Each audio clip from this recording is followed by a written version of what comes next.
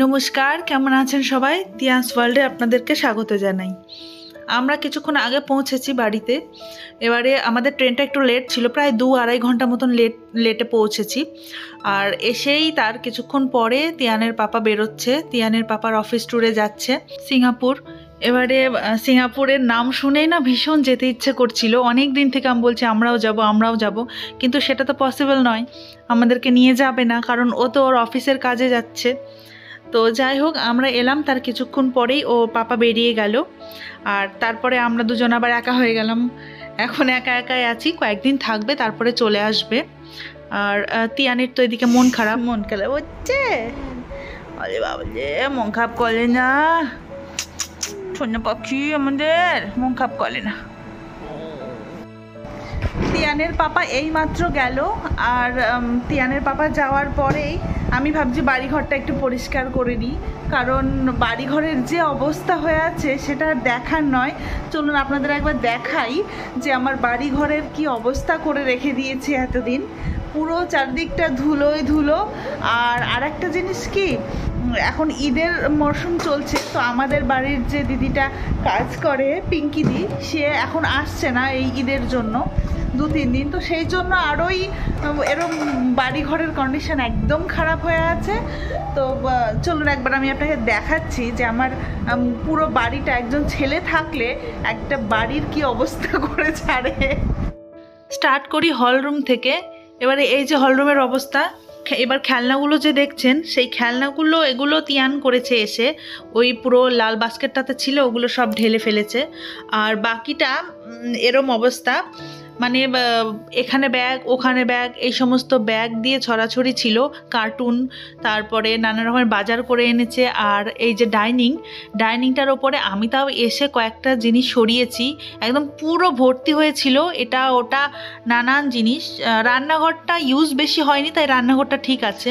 আর এই যে আমার ব্যালকনির হাল, এই হাল করে রেখেছে। আমি জিজ্ঞাসা করলাম যে কাপড় কবে কাচা হয়েছে, বলছে আমার মনে নেই, কিছুদিন হবে। আর আমার ওয়াশিং মেশিনের এই হাল দেখুন, কত ধুলো। দমদম বাড়ি এসেছি। দমদম বাড়িতে তো এসছি, কিন্তু দমদম বাড়িতে এত গরম, বাপ রে। আমাদের ওখানে এতটা গরম নেই, আছে তাও আমাদের কাছে ওটা অনেকটা বেশি, কিন্তু কলকাতার লোকের কাছে ওটা একদম কিছুই না।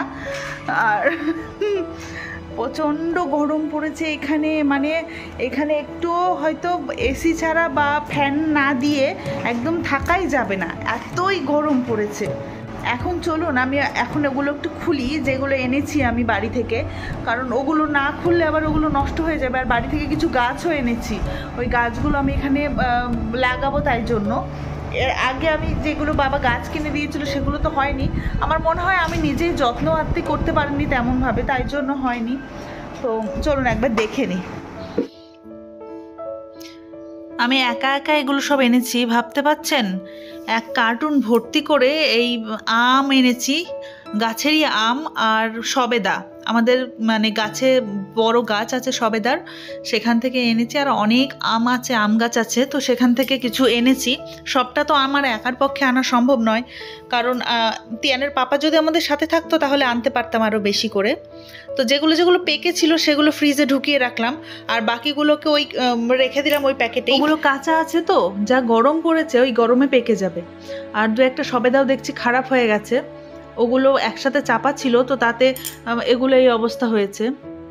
আর এদিকে কয়েক রকমের গাছ এনেছি, সেই গাছগুলো হচ্ছে অ্যালোভেরা গাছ, তুলসী গাছ, আর ওটাকে বিশল্যকরণী, আর ওই যেটা স্টিক, রজনীগন্ধা স্টিক, সেই গাছটা নিয়ে এসেছি। কারণ এগুলো খুব একটা রোদ্রের দরকার নেই। আর কিছু মাটি এনেছি, এখানে আবার মাটি কিনতে হয়, গোবর সার আলাদা কিনতে হয়, কিন্তু আমাদের ওখানে তো আর এসবের কোনো ঝামেলা নেই, বাড়িতেই গোবর সার মাটি সব কিছুই আছে, শুধু একা একা সেগুলোকে আনতেই যায় একটু প্রবলেম। দেখতে দেখতে সন্ধে হয়ে গেল, আর আমি সন্ধ্যাটা বাতি দিয়ে নিচ্ছি। বাতি বলতে আজকে জাস্ট ধূপকাঠি দেখিয়ে নিলাম। ঠাকুর ঘরটা পরিষ্কার করতে হবে, দেখুন কেমন অপরিষ্কার হয়ে আছে। পরিষ্কার করে তারপরে কালকে ভালো করে পুজো করব। তাহলে চলুন এখন যাওয়া যাক। রাতের রান্না আবার করতে হবে আমার আর তিয়ানের জন্য, কারণ আমি আর তিয়ান তো খাবো, তো একটু রুটিই করে নেব ভাবছি। রুটি আর দুধ দিয়ে, আম আছে, এগুলো দিয়ে আজকে চালিয়ে নিব। তো যাই হোক, ভালো থাকবেন, সুস্থ থাকবেন। আবার দেখা হবে নেক্সট ভ্লগে। টাটা।